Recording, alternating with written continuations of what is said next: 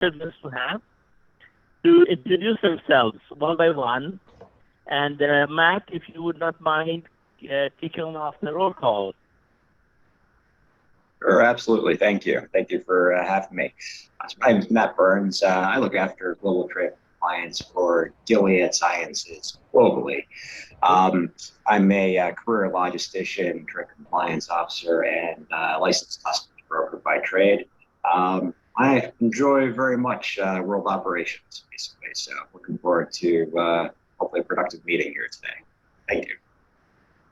Thank you. Do we have Emmeline Brooks from Bear? Yes, so it's actually Emilyn Villanueva from Bear.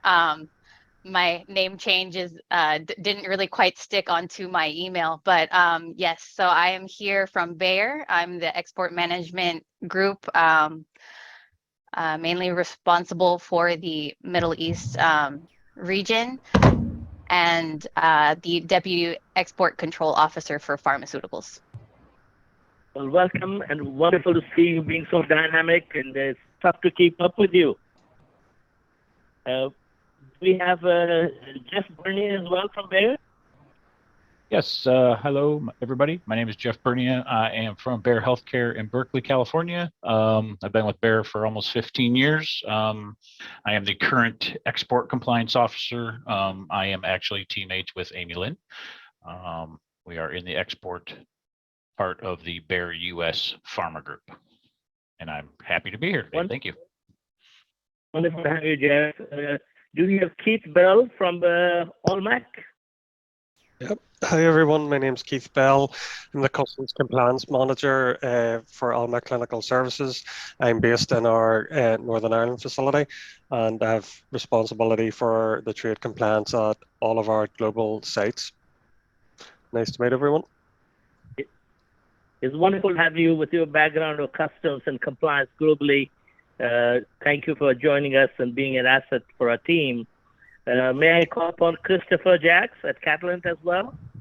Yes, nice to meet everybody. Christopher Jacks, I'm Director of Supply Chain here out of Kansas City. We package and distribute clinical trials across the globe, specifically here out of Kansas City. Speaking of exporting, Canada as well as Europe and Asia. So I do have a global trade compliance team up under me. I'm looking forward to this conversation. As much as I can answer questions, I hope to learn some stuff as well. So looking forward to this. Welcome on board. Omar Shekhari from Novartis.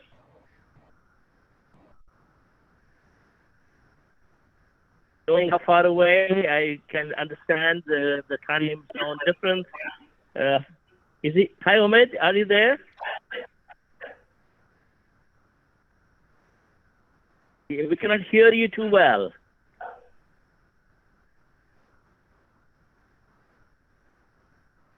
I tell you what, let me go to Thomas Naif at Novartis in the meantime. Thomas, are you there? Yes, I'm here. Can you hear me?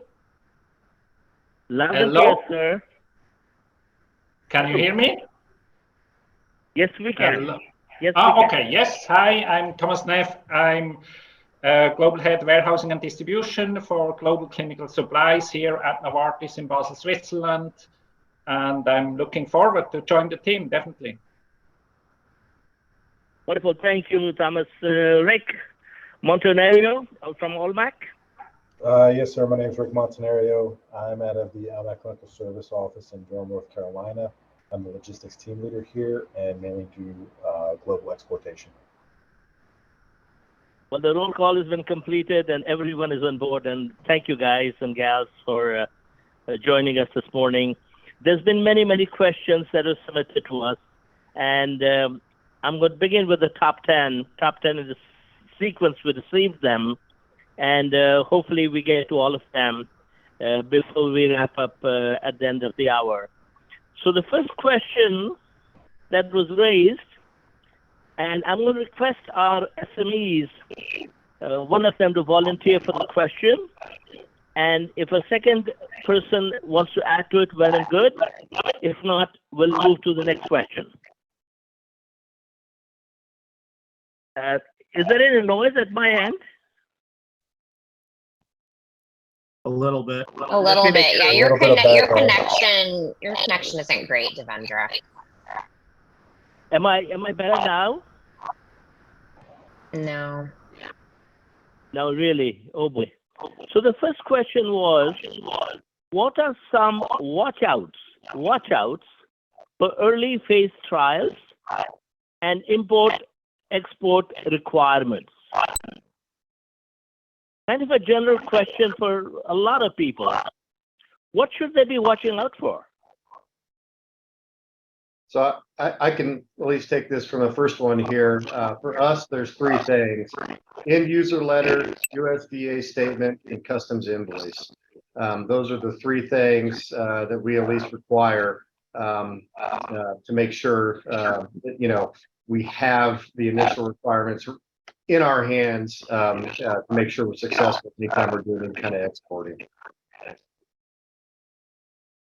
Would you elaborate on that? Common theme for us too. It's those are the three main ingredients that we need to make sure that we have complete in full.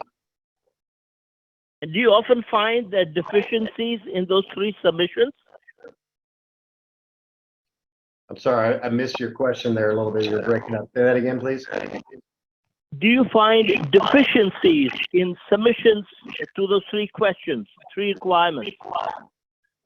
You know, given that I've got a staff here that focuses in global trade compliance, a lot of times our deficiencies are coming from our clients, but we work to resolve that.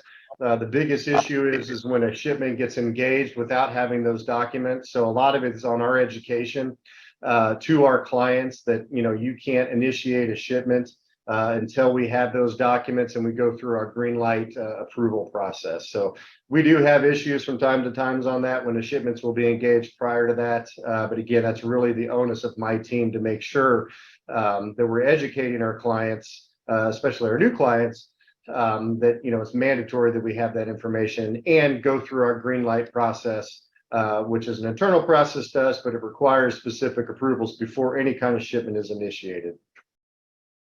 But I have had stuff held up in customs before, but not having those documents or our green light process followed. Got it. That is very helpful. Thank you. Question number 2. What are the most common issues that lead to custom delays with pharmaceutical shipments in the U.S. In its entry to the EU or other areas of the world?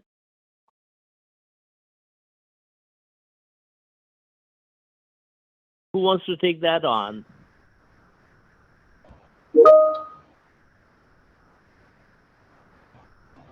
No, I can take a multi-pronged approach to that answer. I know you mentioned EU and rest of the world, but I think we should probably start with U.S. Customs. One of the things that I see most often, it's not an actual issue with U.S. Customs when you're clearing, when you have a proper invoice, proper customs valuation, country of origin, and HTS classification. It's that next stage on with the FDA that's generally going to cause your delays, right? Because if you have all the sufficient information at first, Customs is basically going to green light it, but then here in the U.S., it's going to go on to one of the other alphabet agencies for them to actually do the clearance. So a couple things that you'll see in those aspects. One, if an IND is not in place or not clearly listed on the actual items themselves. Other than that, sometimes there's various issues where you might be bringing materials to the U.S. for packaging, comparator drugs, right, that are going to be used outside of the U.S. for other clinical trials and so forth. In cases like that, you are going to additionally have some type of important issue there on the FDA side, right? You're really going to be looking at more at an IFE, import for export type shipment and so forth. But the way I would really boil it down, the key to any type of customs clearance, I believe, is that Christopher kind of mentioned, it's really that pre-approval process, right? Making sure you're lined up internally. The folks that are looking after your imports, even your exports, are fully versed on what operation is going to happen before it's executed. And really, those are kind of the keys to success there. It's kind of over-communication and making sure that all those details are fully detailed out in advance. Very well put, very well explained. Thank you, sir. Question number 3. Oh, sorry. What role? Sorry. I was just What going to add. role? Oh, sorry. Go ahead, please. I was go just ahead, going to. please. I was just going to add from an EU perspective, the customs clearance process within the EU and UK is straightforward. We don't have the challenges that we have in the US, having to satisfy multiple US agencies. We only really have the customs, and it is quite straightforward. Clearance only usually takes 2 hours, and it's really, at random, shipments will be selected at random for a more in-depth, but that is few and far between. So there's quite a big difference between imports in the US and imports in the UK or the United Kingdom. Thank you for the clarification. Particularly with Brexit, UK certainly poses greater challenges, and your insight there is very, very pertinent for our discussion today. Moving on to question number 3. What role does the sponsor play in an international transaction from an Incoterms perspective? The question goes on to add, presumably the buyer, but then what role is the receiving site playing?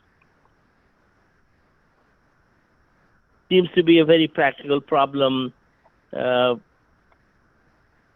Someone from Novartis, maybe Thomas or Omid?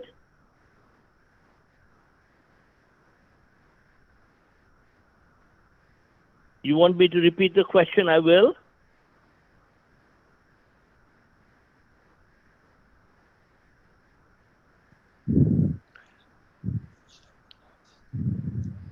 Or anyone else?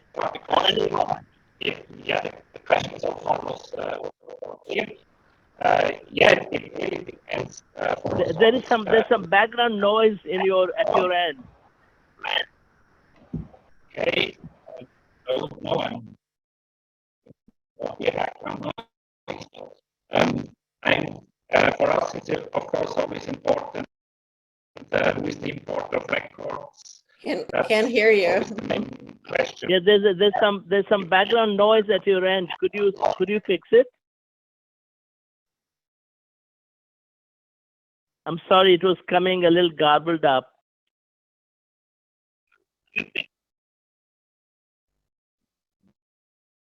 Yeah, We're still having still background. Okay. Yeah, not getting better. Okay. Would someone else be willing to respond to that question? Yeah, this is Rick from Almac. Can anybody hear me? Yes, sir. Loud and clear. I can. Okay. So your question about, presumably the buyer and what role the receiving site is, I mean, it really depends on who the IOR is and who the broker is who's responsible for paying the duties and taxes. So unless the sponsor themselves are acting as the IOR, as in some countries, I know Novartis does, for example, then they would typically not be involved directly with the shipment itself. And just add to that, so Incoterms are really based on generally 2 parties involved in that movement or transaction, but sometimes within the clinical trial industry that can become complicated. So you may have a third-party manufacturer who has been contracted by the sponsor to manufacture the goods, but the sponsor is arranging the actual courier and the freight, and then you've got possibly the receiver who's the importer. So you've got a 3-way party, and it's difficult to really tie down an appropriate Incoterm. So sometimes there has to be a bit of discussion and a bit of agreement as well. But that is some of the challenges we see sometimes when there's 3 parties involved in a movement. So for example, as I said, you've got the shipper or the manufacturer of the goods, and then the sponsors maybe arranging their own courier and paying for the freight, and then you've got the receiver who's the importer of record, and that sometimes can be challenging. But as Rick had mentioned, yes, if it's a normal two parties. It really depends on who the importer of record is, who the broker is, and the agreements of who's paying the duties and taxes, etc., and who's responsible for that upfront.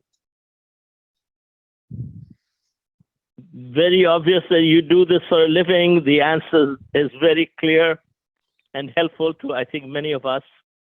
If I may move on to item 4, which I think applies to the majority of members of BSMA, the small and medium-sized companies. The question is, what advice and recommendations do you have for pharma companies that do not have internal trade compliance departments, but obviously need to navigate those issues? What recommendations do you have for them? I would say the simplest answer is that they actually would need to invest in a global trade compliance department. And if they're so small, as many starting companies begin their endeavors, they're going to have to work with basically an experienced trade compliance professional to set them up. Because really it's about setting good practices, good principles, behaviors right from the beginning. Matt, I second that. I was going to say, it was an interesting one when I pulled my team, and they just flat out said outsource. So it's one of those things that if you don't have, if you're small enough and you don't have the bandwidth to be able to learn it, at least from a basic level, the best path would be outsourcing to the right people that can help you in regards to that process. Again, there's a reason why companies, when they get to a certain level, have that key talent within their organizations. So a follow-up question that I have is, could you help us figure out how do we find that external resource? Do we go through our CROs, and who do we go to? That's a tough question, especially these days. I'm sorry. Go ahead. Sorry. Good morning, everyone. Devin, may I address that? Yes, sir. Please do. This is our meeting, everybody's. Okay. Well, Devin, thanks for inviting me on this call. Hi, everyone. My name is Deep Sengupta. I'm the founder of DSG Global. We're a trade compliance company, and we've done a lot of work with pharma companies. And prior to that, I used to manage FedEx's trade compliance group. So thanks for the invitation. So Devin, to answer this question, what I'd say is, usually we give all these smaller companies that don't have a trade compliance group and haven't invested in the personnel, and we give them a list of the high risk areas that they need to fix. We give them the little basic education on what is valuation, what is classification, record keeping, commercial invoice, the key terms, basics on Incoterms, and at least having that basic is important so they can start shipping. So just a quick answer to that question. Thank you for getting it there with that answer. And the thought that goes through my mind is we definitely need a follow-up on the nuances of how to make this happen for the small and medium-sized companies. And I'll follow up with the team, Bill Coakley and you down the road. But thank you for stepping in. And I've got a checklist which I'm happy to share with you on what small companies can do to have trade compliance. Well, feel free to share, and that would be of great value to this community. We got more than 30 people online today, and they will benefit from the checklist. What a great beginning that would be. Thank you, Deep. Of course. Moving on to the next question. It's a technical question, and even I have difficulty understanding it. What are some issues that hold up FDA clearance into U.S. under IFE, FTZ, and other types of imports, etc.? Anyone who understands the question, please go ahead. Hi, I'm Julie Gladys from Bayer, and I work in our regulatory department, and I assist our compliance and logistics teams with import for export. So I can at least speak to that. One of the major holdups with FDA release is not being prepared for the FTE to come into the US. There's work that needs to be done before you even think about shipping. You would need to make sure that you have your chain of custody letters, and most importantly, to be ready for a temporary import bond. And the key thing to an import for export is you will not receive FDA release on this material because it's not an approved product within the US. So in doing so, you are permitted under the import for export to manipulate your product, manufacture, package, whatever, as long as you have track and trace built into your system where you can account for the material that you're bringing in and what you're exporting. You will receive your FDA release once you prove to FDA and US Customs that the material that you imported has been exported, and that you can provide, information for waste or any other materials that could have been in the, any waste that happens during the manufacturing or assembly process. You have up to, I think, 3 years to close your temporary import bond in this case, and possibly an extension. But as for the FDA, like I had said, you have to have paperwork in order. You have to be ready for your temporary import bond. And you would also have to realize that you will not receive an FDA release on this material until you have exported and closed your bond. Julie, you got sent. I was a nervous wreck presenting that question. So thank you so much. And I think we need to hear from you a lot more down the road and have you engaged in what has emerged as a very important, critical issue for our members. If I may move on to question number 6. Are you aware of more companies needing to request EORI numbers for shipments into EU or UK? Okay, so the EORI number it's not anything new. It's been around for many, many years. It's basically a registration number unique to importer or exporter. So for example, if you're going to import goods into the EU or UK, you need to have an EORI number. And at time of import, if you're the importer of record, that EORI number will be declared on the customs declaration form. And likewise, if you're exporting out of the EU, it will also be detailed on the export declaration. It is also used, the EORI number is also used for intra-EU movements, but there's no import-export. It's more for the intrastat recording for arrivals and dispatches. Well, I learned something, and I'm sure several others did too. Any other thoughts, any other responses to that very specific question? If not, with that silence, I'll move on to question number 7.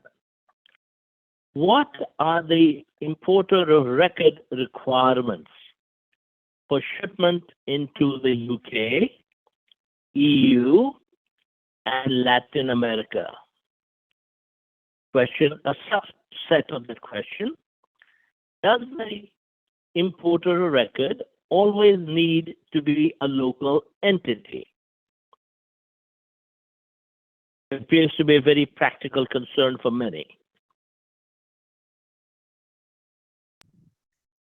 Or for imports into the EU, you need to be based within the EU. So you need to be one of the 27, based in one of the 27 member states. For into the UK, you need to be based in the United Kingdom. Now, there may be ways to set up like an agent that acts on your behalf, but that is a very complicated process. So generally, from my experience, the entity is based and is the actual importer of record. That they don't use agents, etc., working on their behalf.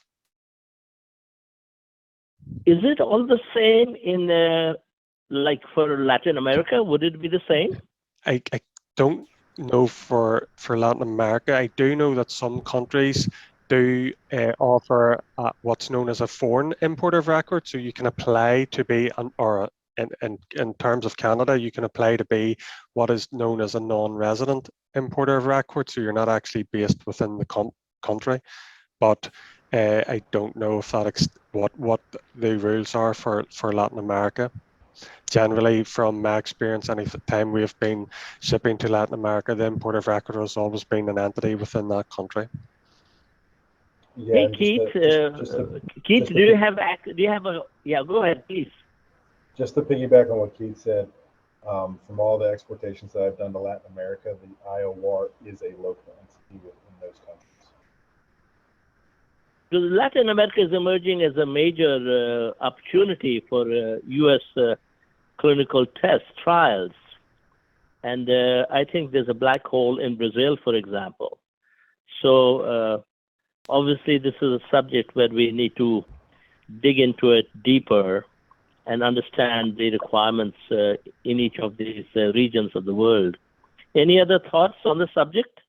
I can touch on Brazil a little bit here. So Thank Brazil is probably one of the most difficult countries in the world to do an import into, and you absolutely have to have an entity in Brazil that is acting as your importer of record. And generally, you're going to need what's known as an LI or import license beforehand, where you actually have pre-authorization to even move your shipment into Brazil.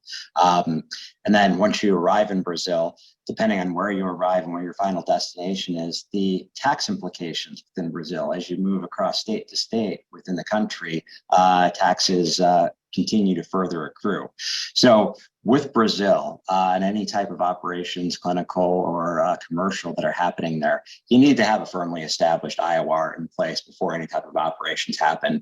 If you send something down there in advance without having this established, it's going to sit in customs for a very long time, either be rejected or even worse, basically sit in their version of our general order warehouse and accrue major storage charges. So key with Brazil is make sure you have the IOR set up in advance and that you are pre-communicating with, in this case of Brazil, it'd be Anvisa and the government to make sure that you do get the appropriate import license.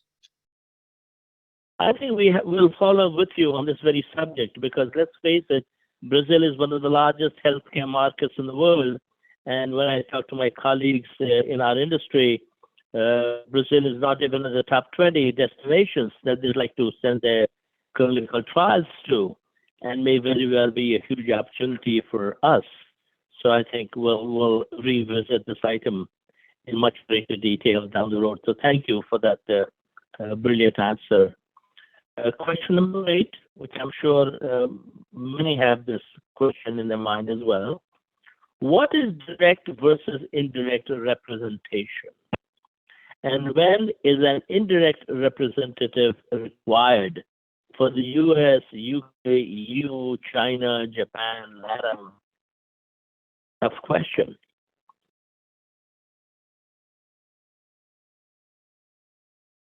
Any takers for that question, even for parts of it? So yeah, please. Well, I think there's some license. I think I heard that there's some licensed brokers on the call, so maybe leave it to one of those guys. But it can help if maybe they've dropped off. Any licensed brokers? Deep, any question? Any ideas on this question? I have an LCB. I'm sorry. Could you repeat that question? The question is, what is direct versus indirect representation? Even I don't understand it. So yeah. Yeah, I'm sorry, Devin. I don't understand the context. I assume they're referring to an agent, such as somebody who has a power of attorney or a customs broker. And there are some countries like where you need a customs broker. I guess that's where indirect representation is required. But I'm not sure about this question. Sorry. Yeah. No. You have to understand this kind of a peeled onion. Any other thoughts? Yeah. So I would agree with that. it's a term used within the UK and EU, as far as or from my side anyway. And it does relate to the relationship that you have with your customs broker. So direct representation is when the broker is working on your behalf, but the importer of record still remains totally legally responsible. And if I get this the right way around, indirect is when you and your broker are both held legally responsible by customs. So for direct, if your broker makes a mistake, they will not be questioned. It'll be always the importer of record that's held legally responsible. But for indirect, your broker and the importer will be held legally responsible for any incorrect information declared to customs. Got it. Very helpful. Thank you. Moving right along, question number 9. What valuation methodology do you recommend to avoid scrutiny from customs agents? I think a very specific question indeed. Method 5, computed value. Say that again. I could elaborate. Sure. It would be customs valuation method 5 here in the U.S., which is computed value. In the U.S., there are 6 approved customs valuation methodologies. And actually, I believe this is true for all World Trade Organization, World Customs Organization countries. But really, with clinical operations, since you don't actually have a sale going on most of the time, you can't actually use method 1, which is actually the transaction value of the goods. So basically what you need to do is develop and this is the nice part about having a computed value. It's basically just being able to prove to a customs authority that you've gone through the process of actually developing the cost. And what that is going to include is, obviously starting with the cost of your API, how much API is going into either a tablet or a vial, then your excipients, the manufacturing costs, the packaging, labeling, and so forth like that. It's basically built up. But the nice thing about this is you're not actually including any revenues or royalties.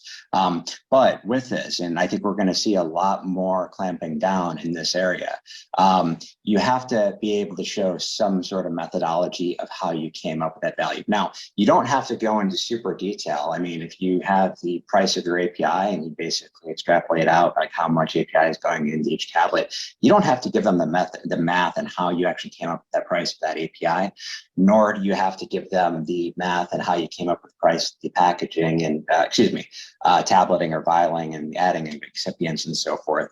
But you need to have some calculation. And the best way to do this, the way that we do it internally, is we actually have a form that we use that's date stamped. So when we go ahead and we do a computed valuation, it's date stamped, we print it into PDF basically, and there's a little disclaimer on there that after 365 days, the pricing should be reevaluated again, because obviously as you go to economies of scale, your pricing of your materials are going to start to decrease, and you would expect with any clinical materials that as you move through the various phases, your price is going to drop. But method 5, computed value, is what all companies in the clinical space want to focus on. A follow-up question for you. Have valuations been scrutinized more heavily in your experience? I can just say within the last 5 years, the scrutinization of pricing is increasing greatly. Any reason for it?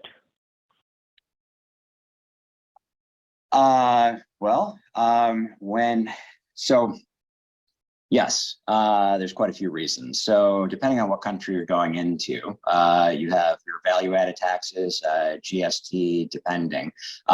When you look at your customs authorities throughout the world, they're revenue generators for their countries, right? Here in the US up until 1921, US Customs was the primary source of income and revenue for the government. All military, police, government operations ran off of customs revenue, right? And it was only with the beloved creation of the Internal Revenue Service here in the US that they then surpassed customs. So really it comes down to making sure you're paying the right amount as the materials are going through the border. Now, as we know, actual pharmaceutical products, Chapter 30, are going to be duty-free, right? But that tax there, and especially within the European Union, that can be fairly heavy. I think we're looking at mostly 19% up to 22%, but I forget that. I bounce around the world so much, but when you think we'll just average out at 20%, if you got $1 million shipment going to the border and you don't have a zero rated VAT or a VAT deferment system in place, I mean, you'd be looking at a $200,000 charge for a value added tax. And if you don't have the right value, right, it's no different than cheating on your taxes. You're basically paying the government less than what they should be receiving. Thank you. Very, very helpful and insightful. Tough area, I can very well imagine. Any other thoughts? Devin, go ahead, please. I was just going to say, just to add that. So, from our experience, the queries regarding valuation will be dependent on the country, as it was mentioned, you're shipping to.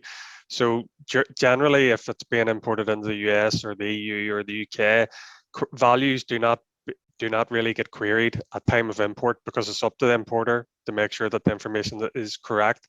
But what could happen is, if those customs authorities, when they're doing their annual reviews, pick up, or they, say it's a $5 value for the shipment, they could reach out to you maybe 6 months down the line, a year down the line, and ask you to provide evidence. But on the other hand, you've got countries where you're shipping to China or Latin America, where they will actually query it up front. And we have seen that in China. There is a price evaluation method or process that happens when a shipment actually arrives into some of the ports there, where Chinese customs will actually go into depth and try to find, believe it or not, even by Googling the name of the drug, trying to find the equivalent of that drug on the open market. And if they think that the value should be increased, they will increase it there and then at the time of import. So it does come down to the country you're shipping to, but yes, it's important to ensure that you've got it correct. And if you're ever queried, that you're able to justify the valuation that you've assigned. Thank you. Very, very helpful. Any other thoughts? Devin, I just want to mention two very common valuation issues we see around the world. One is with related party transactions. Just to make you aware, some customs administrations, if you're shipping from a parent company or subsidiary, there's almost an assumption that the relationship has affected the price, or a sweetheart deal or undervaluation. So it's always good to have a letter in your pocket that you're following a particular method of valuation that's agreed to by an international convention. The other issue that I see a lot is the play between corporate tax and customs, which is called transfer pricing. So many large companies, they assign their values not based on the customs valuation methods, but on, IRS approved advanced pricing agreement pricing ranges. And many times, maybe Latin America, I've seen that a lot between Brazil, Argentina, where customs authorities share pricing information. They'd say for the same commodity, there's a wide divergence in price. And that's because the company has used their income tax transfer price. So I just think our tax friends in the tax department need a little bit of education on how customs valuation works. So that's another risk. A great caution you've given us. Thank you for that. I mean, I would have never thought of it, and probably many would have never thought of it. So really appreciate that insight, Deep. The next question, anyone else? I'm sorry, didn't want to interrupt that. Okay, if not, then I will move on. A corollary to that question, Deep, if I may start with you, is you have a lot of experience with the U.S.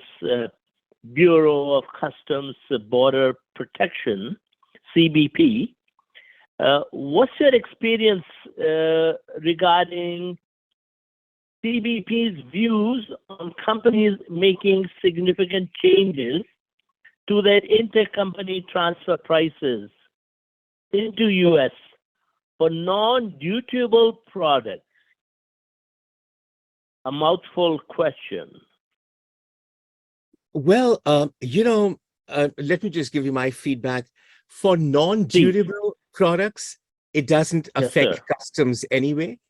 But CBP, has a center of excellence for pharmaceuticals, and I know you've reached out to them to address our audience at some point.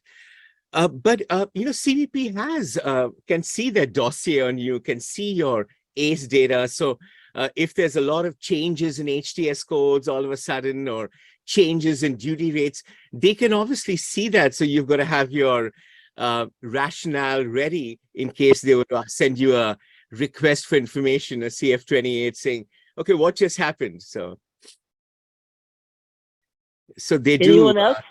Yeah, sorry, go ahead. No. I said they do have their eyes on us. But if it's non-durable, it's low risk. Yeah. Got you. Juliet Baer, your experience on the subject, please.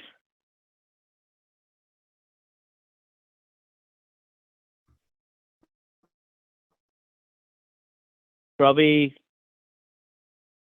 silence says probably not an issue on her radar screen. Deep was kind enough to give a heads up to everybody that yes, I am trying to bring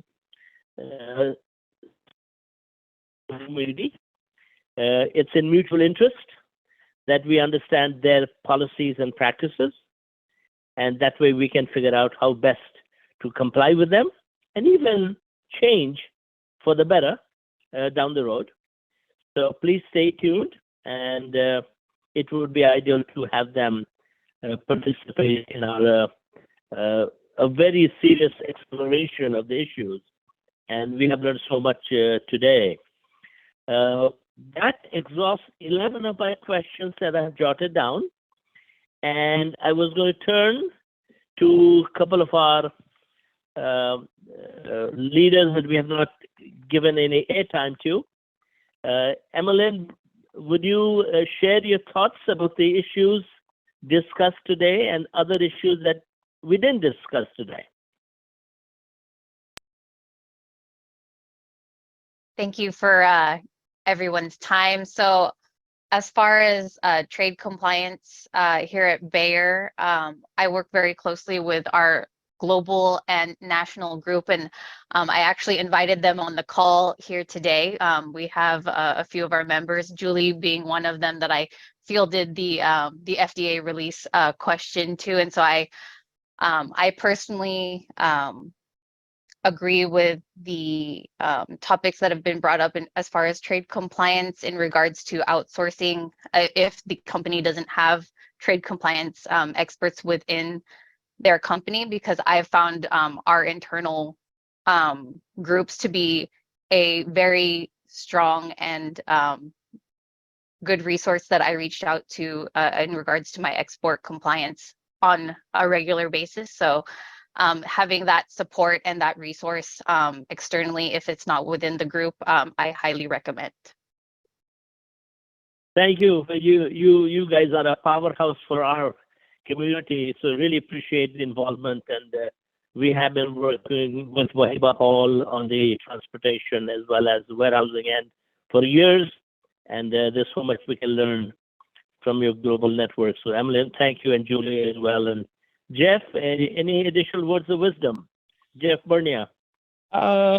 Again, thank you everybody for the invite to this. This is very interesting, great knowledge transfers. From my side, with me working a lot directly with our folks on our site here in Berkeley for what we call our non-inventory shipments, for the new companies that are coming up. I mean, I really, on myself, I put a lot of focus on the classification information and the pricing, the valuation. Great comments, Matt. I was all ready to chime in, and you got me on that topic. But I really, it can be a difficult and painful process trying to get the correct valuation.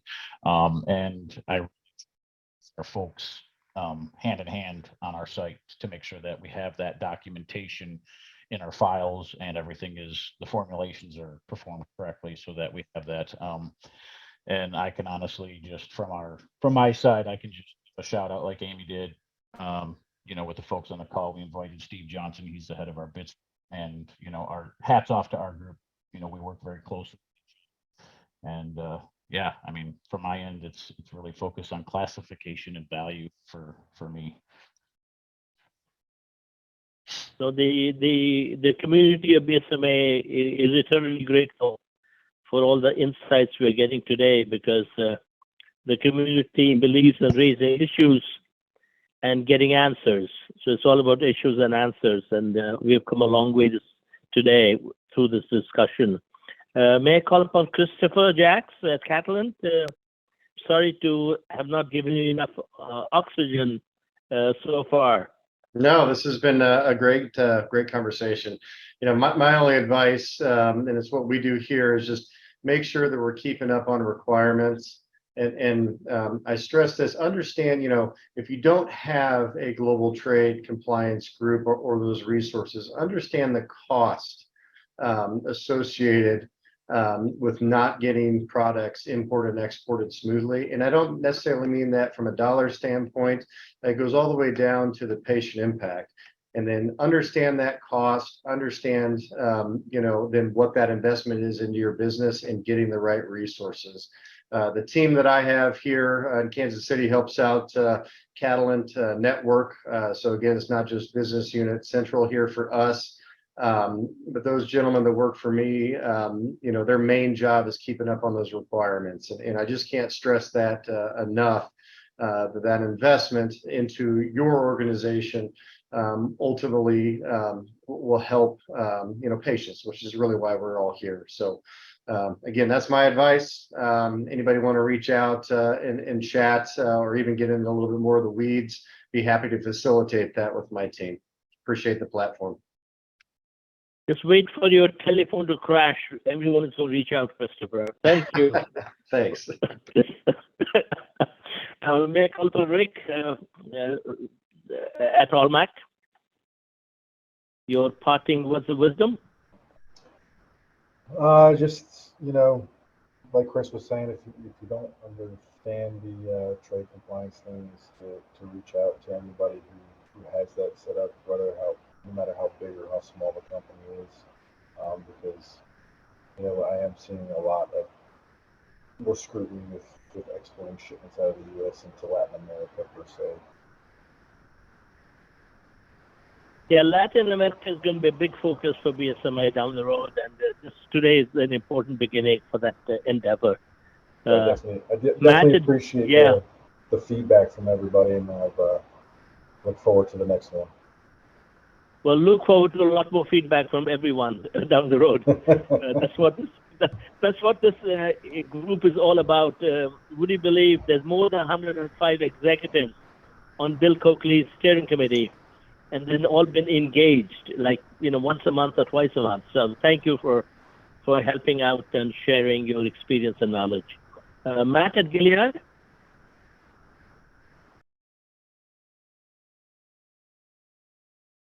We didn't lose him, did we? He just had to jump off. Maybe there you are. Thank you, sir.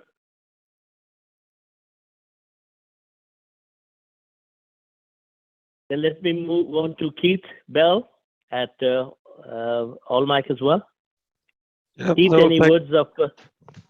Yeah, I think it's been a really good discussion.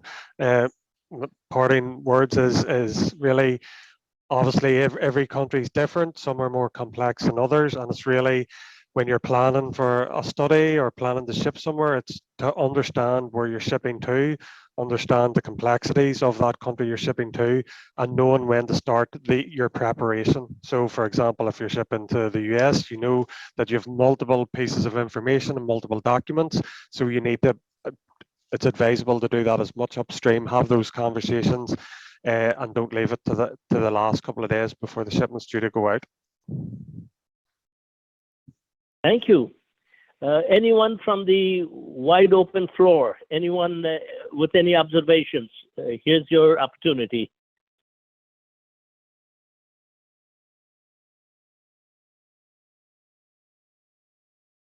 Sorry, Devendra. Yes, I just shared a link to a free import-export trade compliance scorecard that I give my clients, and it in about 10 minutes it gives them a report with a good snapshot of what issues they need to be aware of. So, in case it benefits anyone from the audience or their downstream vendors.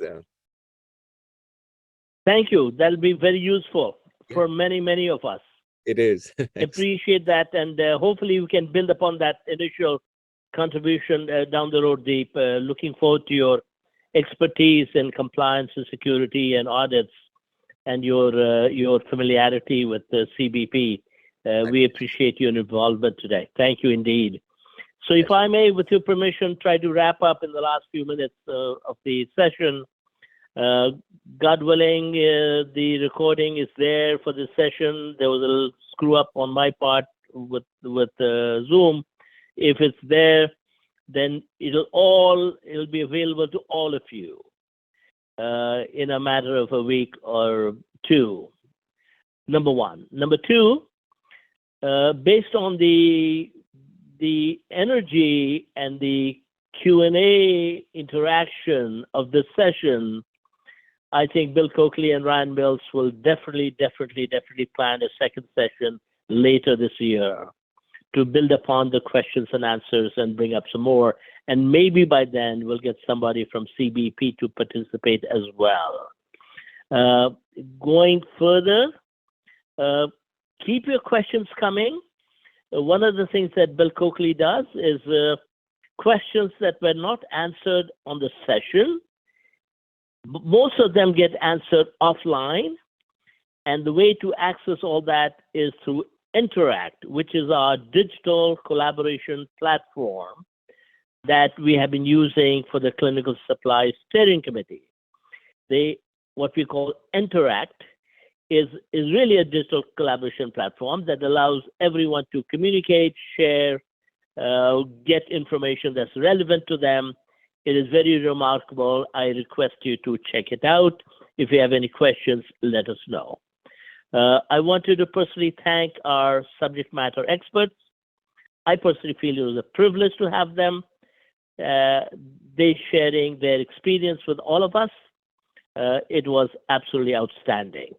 Finally, the real success of today has been the participation of all of you. There's been more than 30 people online. About 60 people had registered, and we could not have asked for more. So thank you again. Keep tuned in. Send your questions. We will try to get you the answers. That's what the steering committee is all about. So that, I would say so long. Avoid the heat and be well. And Bill Coakley and Ryan Mills will get back to you soon. So Devendra signing off with eternal gratitude. So long. Thank you. Thank you. Thank you. Thank you all.